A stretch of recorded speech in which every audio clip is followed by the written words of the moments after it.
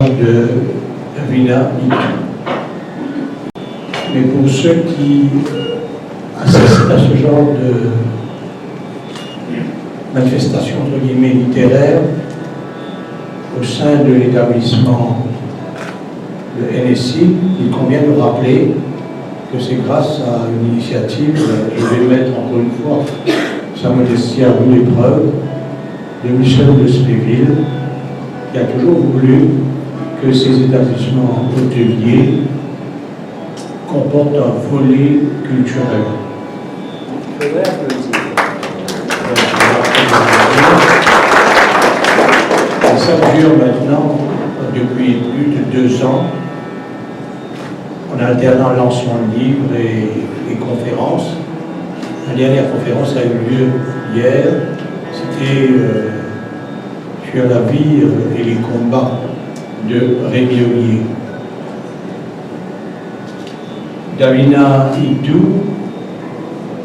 a passé, je crois, plus d'une douzaine d'années en France, où manifestement elle a travaillé tous les jours pour accumuler autant de diplômes possibles sur les termes les plus impossibles.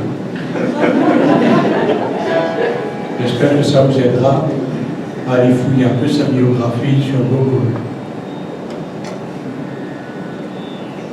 Elle s'est fait connaître en fin de compte avec sa participation au prix Jean Franchette en 2010. Et elle a été lauréate du prix Jean Franchette avec la proscrite et autres nouvelles.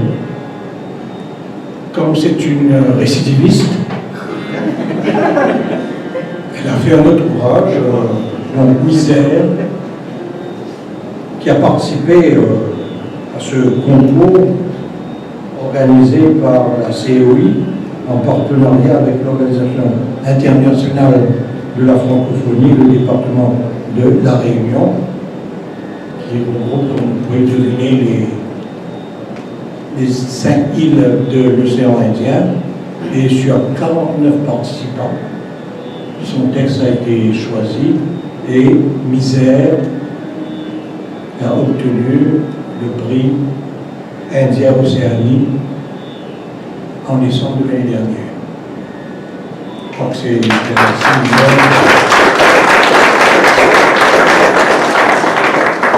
quelques mots aussi pour saluer l'initiative de notre compatriote établi en France, Corinne Fleury, pour avoir créé l'atelier des nomades, une maison d'édition qui compte à son actif maintenant plusieurs publications, dont Pétrusman,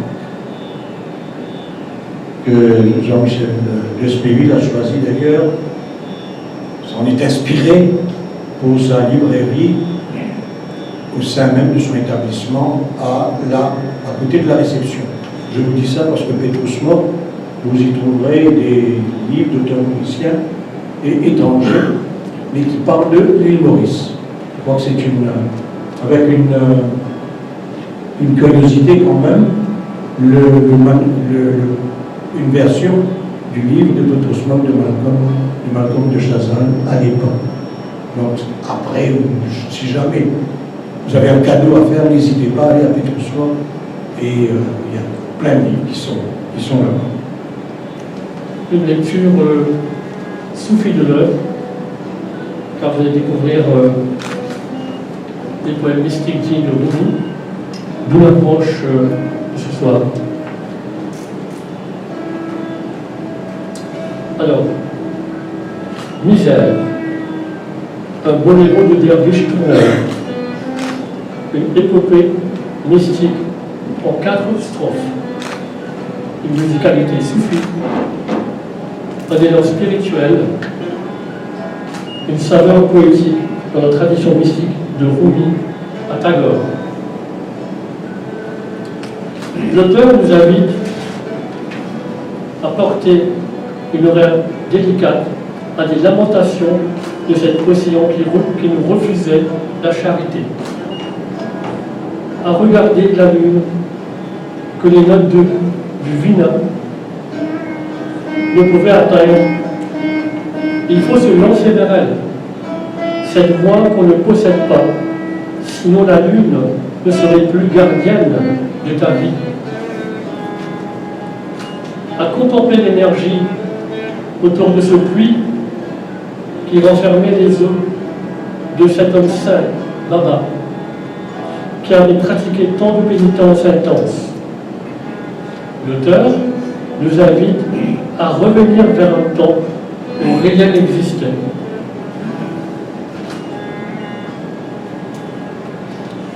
Alors, on va nous voir. Il fut un temps où rien n'existait.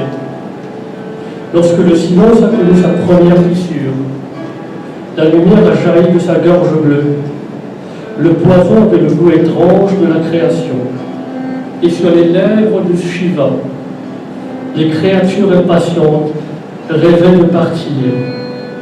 Le Damru ouvrit une brèche dans l'origine, et les eaux se déversèrent de ses cheveux, coulèrent le long des vertèbres de l'univers. Shiva avait fait l'être de désir.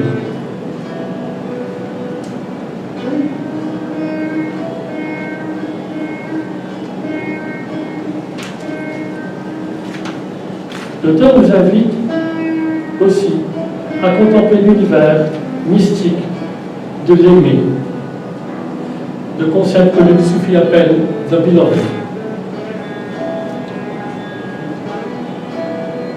On va nous voir. Je guette ses pas sur les sentiers de l'univers. Sa lumière s'est posée sur le visage de la terre lors d'un battement de paupières.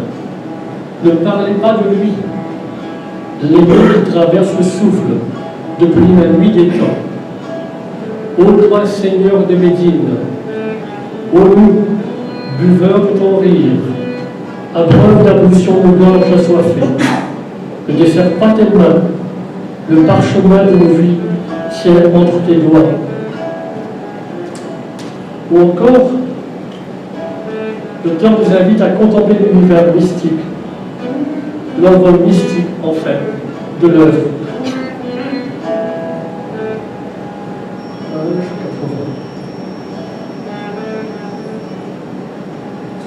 Ô maître de ma destinée, que ton doigt trace la voie en mon cœur, grâce au verset du Seigneur de Médine, que l'ivresse s'empare de moi et ne me quitte plus, que ton vin me brûle autant que des épices de ce vin monde, que tes yeux brisent le cordon qui me sépare de toi. Le parfum de l'ivresse suffit.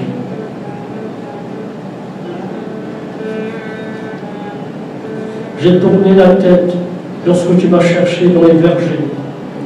J'ai brisé le sceau sur mon front. J'ai cru vaincre le feu et le vent. Vaine illusion que de croire que je pourrais vivre sans toi.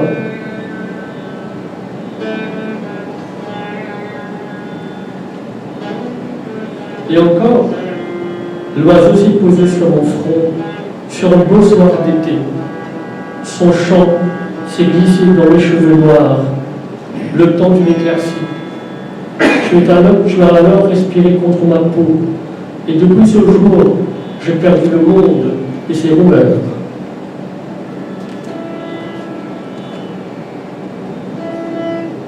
Et l'œuvre nous mène vers l'éclosion mystique, c'est-à-dire se libérer de soi-même.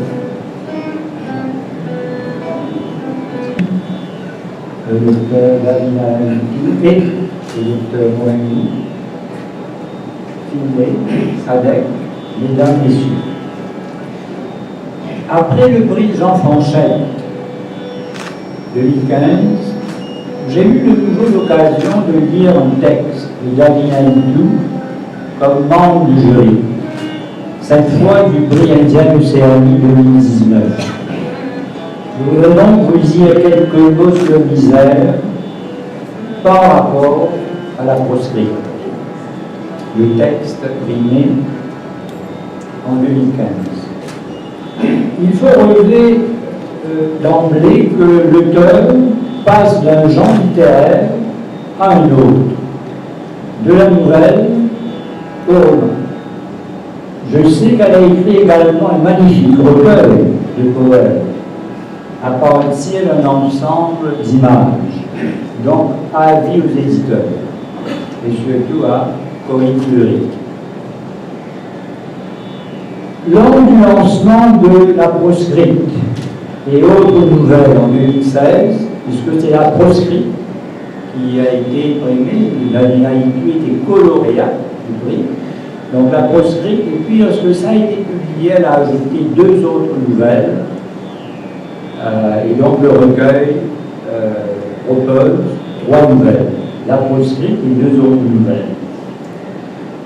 Alors, lors du lancement de la proscrite et autres nouvelles en 2016, je disais que la littérature éclaire parfois la société autant que la sociologie. Peut-être, comme l'écrit Umberto Eco, parce que le monde fictif n'est pas en marge, mais parasitaire du monde réel. C'est ce qu'on constate en lisant la proscrite et autres nouvelles. La proscrite nouvelle, qui donc a remporté le prix Jean Fanchette en 2015, c'est l'histoire de Souria, jeune femme mariée contre son gré. Elle connaît un amour fugitif avec un étranger. Souria résiste surtout au supplice que lui impose son mari, Missier Coulet. C'est le nom qu'on lui donne dans la nouvelle, Missier Coulet. Elle est proscrite par tout le village. Dans cette nouvelle, il est question de mariage forcé, de violence physique, de viol collectif ou de tournante à la mauricienne et d'assassinat. Le but dans le huis clos d'un village côtier à Maurice. Donc je vous invite aussi donc, à découvrir, à lire la proscrite et autres nouvelles. Dans Misère, qui raconte l'histoire de Krishna, un enfant à 6 doigts retrouvé par Arjuna après la mort de ses parents, il est question de tromperie, de vengeance, d'émeutes interethniques, de prostitution, d'assassinat. Je voudrais ici signaler qu'il est assez rare que les écrivains mauriciens parlent de ces moments extrêmes de l'histoire de Maurice, qui sont vraiment très très rares. Donc, dans Misère, il est question des événements à Olivier des Anguilles, des événements en 1967, et aussi, elle fait référence aux émeutes, au bord de l'affrontement ethnique avant l'indépendance. Et c'est très très rare. Il est vrai que pour 1999, Carole de Souza a consacré les jours Kaya à Cayenne. Ce n'était pas vraiment sur ça, mais ça se passait pendant cette période. Et puis il faut signaler que les bagarres, raciales de 68, on n'en parle pas dans la littérature. Il y a Aziz Asghari qui en a parlé, mais pas directement dans Blood and Honey, que Kassan Muti connaît, probablement, parce que ça a été présenté. Et je me demande si vous n'avez pas joué dans la pièce. Et donc il était question, mais lui il a pris les bagarres en Amérique, en blanc et noir, mais on pouvait voir le reflet un peu de ce qui s'est passé donc à Maurice. Donc c'est assez rare. Et voilà, donc dans Misère, il est question de ces événements, donc à les Anguilles et aussi à Cornu. Voilà, donc la mort est ainsi, j'ai parlé, donc j'ai mentionné 2 fois assassinat, la mort est ainsi omniprésente dans les 2 textes. Même, c'est lorsqu'on tue les lézards, elle est donc d'un coup à l'autre du texte. Mais il n'y a pas que la mort, Thanatos, il y a le désir érotique, Eros. En effet, c'est le désir qui anime les principaux personnages de la brosserie et de Misère. C'est le désir qui les pousse à transgresser des conventions sociales souvent paralysantes. Mesdames, Messieurs, ce qui retient mon attention comme membre du jury, c'est l'originalité de l'histoire. En fait, j'ai une grille. Et que ce soit pour le prix Jean Franchette, le prix Indiane Océanie, le prix RFO du livre de 2007 à 2010, j'ai une grille très scolaire sur 20. Donc, je donne des points. Et donc, c'est un peu en fonction de ça, je vous parlerai un peu donc, de ce texte, un peu comme membre du jury. Pourquoi on a choisi ce texte?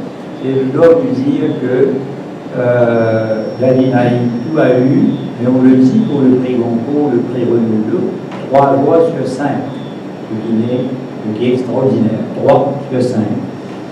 Alors voilà, l'originalité de l'histoire, quand le roman et la nouvelle, c'est depuis leur création une belle histoire. Et comme on a beaucoup raconté, comme on a beaucoup lu, on aime de préférence une histoire originale. C'est le cas de la proscrite et de Misère. Par ailleurs, le roman, ce sont aussi des personnages qu'on n'oublie pas après la lecture du texte, qui vivent avec nous, qui sont psychodégradables, pour utiliser la belle expression de Julien Crane. Hamlet et Meursault vivent avec moi depuis que j'ai lu Shakespeare et Camus dans mon adolescence. Nous vivons d'ailleurs dans une île qui est associée depuis le XVIIIe siècle à 2 personnages de fiction, Paul et Virginie. Il faut dire qu'il y a des touristes qui cherchent la tombe. Il y a un chauffeur du taxi qui m'a dit ça, il cherche la tombe de Paul et Virginie. Et voilà, donc Souria de la proscrite est un personnage inoubliable, comme le sont Krishna et Arjuna de Misère. Il y a également l'intrigue qui bouleverse la chronologie des événements avec maints retours en arrière. D'où l'importance des techniques de la narration. Pour que l'histoire plaise, il vaut mieux varier la façon de la raconter, bouleverser la chronologie des événements.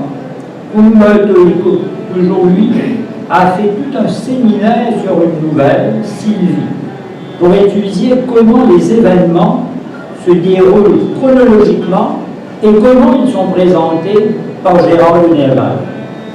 Il oppose donc l'histoire, l'histoire qui est linéaire, et l'intrigue, c'est-à-dire comme on dit, puisque l'histoire est toujours linéaire, mais l'intrigue non.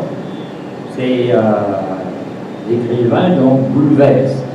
Alors, le Misère étant un roman par rapport à la nouvelle La Proscrite, la construction est évidemment bien plus complexe. Déjà 20 ans s'écoulent entre le chapitre 1 et le chapitre 5. C'est 67 et 88. Toujours il y a des ennuis. Et le carnet de Vinot, puisqu'il est question d'un carnet de Vinot, que lit sa fille Vidia à la fin du roman, est une belle trouvaille romanesque. Ce n'est pas pour rien que le dernier chapitre du livre s'intitule L'aveu.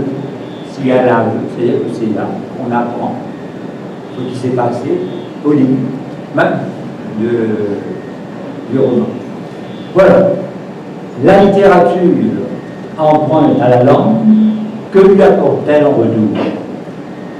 Toute grande littérature fait évoluer la langue. Le romancier doit inventer un nouveau langage, un métalangage, pour utiliser le mot de Roland Barthes. Pour citer Antoine Compagnon, l'écrivain nous divulgue ce qui était en nous, mais que nous ignorions parce que les mots manquaient. Mesdames, Messieurs, j'ai été séduit par l'écriture aux accents souvent poétiques de Davina Hidou. Dans la proscrite, où on trouve par exemple, c'est un extrait parmi tant d'autres, où on trouve ces quelques lignes, je cite: lorsque les eaux des rivières abonderont sur les vastes plaines, les cerfs-volants se mettront à crier. Alors, mon enfant, la terre de notre pays deviendra un vaste champ de canne à sucre. Je cherche le cerf-volant de mes espérances, grand-mère, dans ce désert où le mariage m'a mené. Je compte chaque mirage dans les yeux des enfants. Je parle sans savoir s'il me reste une voix pour parcourir cette terre sans couleur, sans saveur, sans senteur. Fin de citation. Et dans l'Isère, qui est parsemé de textes en Italie et de vers, on lit cette description du village de Rivière des Anguilles, qu'entend Chrétien en l'absence d'Ardioux. Alors, je vous lis cet extrait, encore une fois, si on pourrait lire la plupart des extraits de ce livre, je prendrai ça. C'était le lieu où les sentiers boueux traversaient les champs de canne, où les enfants traçaient des profils d'oiseaux sur l'écorce des arbres en revenant de l'école. Tandis que les hommes se levaient tôt pour couper la canne, les femmes allaient puiser l'eau du puits qui se trouvait à la lisière d'une petite forêt. Titubant sous le soleil ardent, elles revenaient en tentant de tenir en équilibre la cruche remplie d'eau sur leur tête. Les murs des huttes étaient faits de boucs et de chaux, et les doigts étaient recouverts de tôle ondulée. Ces petites cases d'argile se dressaient sur des étendues de terre sèche et abritaient les reines sans couronne, des ivrognes aux yeux rouges, des hommes rompus par la fatigue, des enfants chétifs et des vieillards aveugles. Parfois, lorsque la lune se levait, on pouvait entendre le choc d'un corps discuté. Le village savait cacher dans ses replis des corps de femmes bleuies par les loups et les hommes somnolents, dont les veines se remplissaient de rhum chaque soir, bercés par les rumeurs d'une mer déchaînée, nourris par la sève des plantations sucrières, Rivière des Anguilles se réveillait et s'endormit au gré des vents marins. Les visages des habitants portaient la terrible brûlure du soleil qui frappait la face de ce lieu durant toute la nuit. Fin de citation. Je ne sais pas si je n'ai pas lu une description de Rivière des Anguilles comme ça. Je crois vous également. Alors, pour terminer, je regarde filmer. Alors, j'ai imaginé la suite du roman après le Beaufin, FIL. Je donne même sur 20 points. Donc, c'est très scolaire, il y a même 0,5. C'est la grille que j'utilise et que j'ai communiqué aux autres membres du jury, y compris à Jean-Marie Le Clézieux. Alors, voilà, après le Beaufin. Je crois qu'il y a une vie des personnages après la fin du roman. D'ailleurs, comme le dit Marcel Proust sur la lecture, je cite, le roman est un genre qui nous fait croire que ces personnages pourraient avoir une vie au-delà des pages.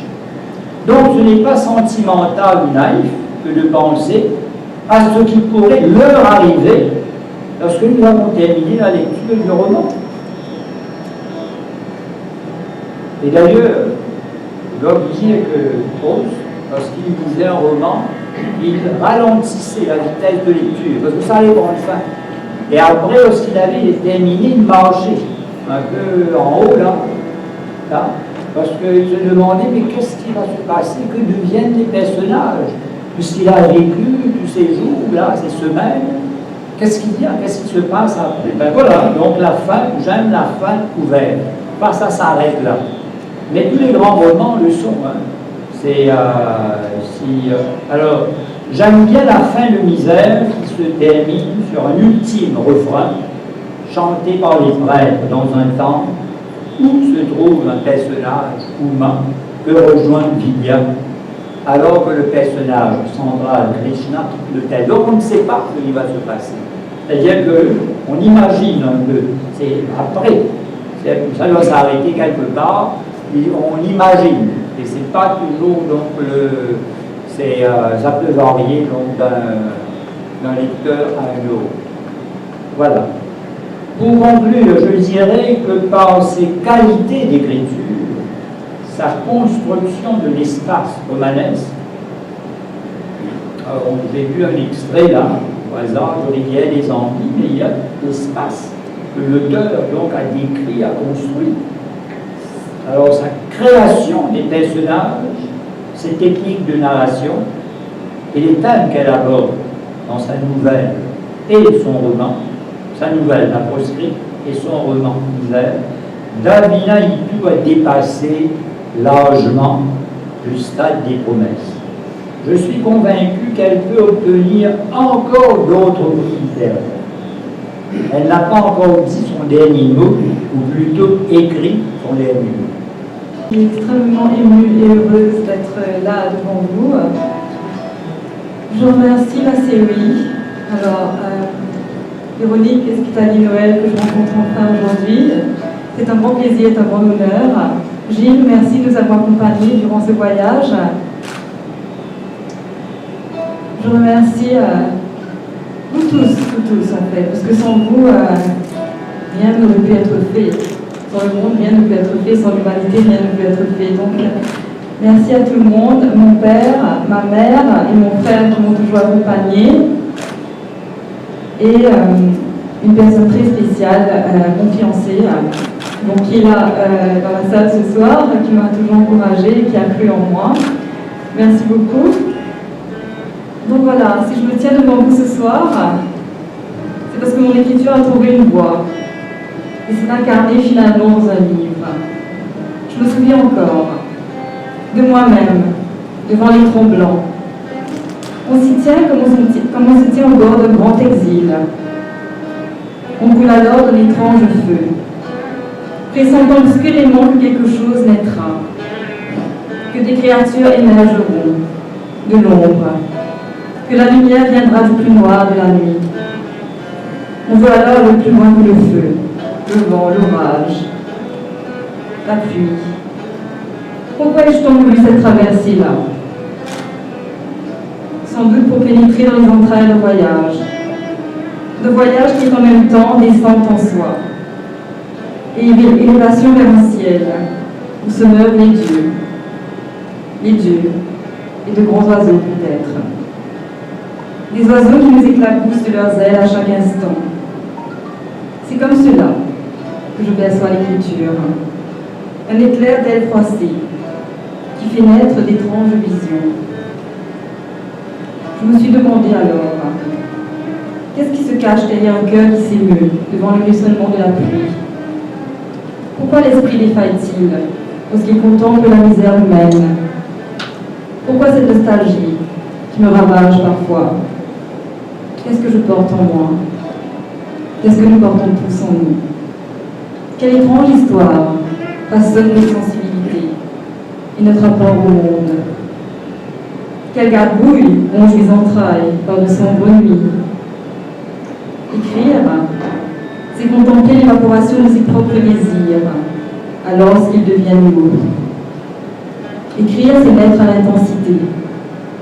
Une intensité parfois insupportable, car elle nous force à rester seuls avec nous-mêmes. Obligé d'écouter mon propre souffle et chercher le lien entre ce souffle et le vent qui résonne autour de moi. Kabir, le grand poète, disait: du conscient et l'inconscient, Le pendule de l'esprit balance. Entre ces deux pôles se tiennent là, suspendus, créatures et monde. Écrire, c'est oser soutenir là, apporter de ces créatures et de ces mondes qui sont clairsemés d'enchantement et de souffrance. Misère est née de ce même rêve, ce rêve fou de dire la contradiction essentielle qui habite l'homme. Misère est née du désir de raconter celui que j'appelle l'aimé, qui se déroule sans cesse à moi. Cette puissance devant laquelle le sommeil recule, cette puissance qui sème la langueur dans les cœurs des hommes, cette puissance qui donne le goût d'écrire, de respirer autrement, de vivre et mourir en même temps. Cette puissance que les anciens calculent, énergie, univers. En Égypte disait, dans les nourritures terrestres, ne souhaite pas, Nathanaël, trouver Dieu ailleurs que partout. Cette écriture-là, misère, pour moi, c'est d'abord un hommage à celui qui a façonné mon esprit et qui m'a placé dans le berceau de la terre et a mis sa splendeur devant mes yeux et son évanescence dans mon cœur. Dans misère, vous rencontrerez des mots ruisselants, des mots précis, des mots de désespoir. Mais ces mots-là, je vous l'offre comme une offrande de moi-même. Vous traverserez des prairies en feu, des ruelles pleines de mystères. Ce village où il y a des envies qui résonnent toujours des paroles de mes grands-parents. Sur cette île qui respirera toujours en moi jusqu'à mon dernier souffle. Je vous emmène dans le sillon de ces cœurs, ravagés par l'écoulement du temps. Je vous emmène sur les cordes divines qui laissent éclater une telle musique qu'elle semble rendre hommage à cette part d'infini qu'on porte tous en nous. Venez, approchez, osez, lisez, Kabir disait. Où vas-tu me chercher? Fidèle, écoute, me voici près de toi. Merci à tous pour votre présence. J'espère que vous allez aimer mon texte. Je suis infiniment reconnaissante au ciel d'avoir permis cette traversée-là. Et de toute façon, sans vous, sans tout le monde, je n'aurais pas pu le faire. Donc merci beaucoup. Merci à M. Ultime. J'ai toujours rêvé de vous rencontrer. Aujourd'hui, c'est un rêve qui se réalise. Merci d'être venu. Et je ne cesse jamais de remercier mes parents, sans qui je n'aurais jamais pu être là. Ma mère, qui est même porteuse d'histoire. Et ce village de Rivière des Anguilles qui me tient tant à cœur, parce que tout simplement, mes grands-parents y habitaient. Et donc, merci à mon frère aussi qui m'a toujours encouragée, et à mon fiancé. Merci beaucoup.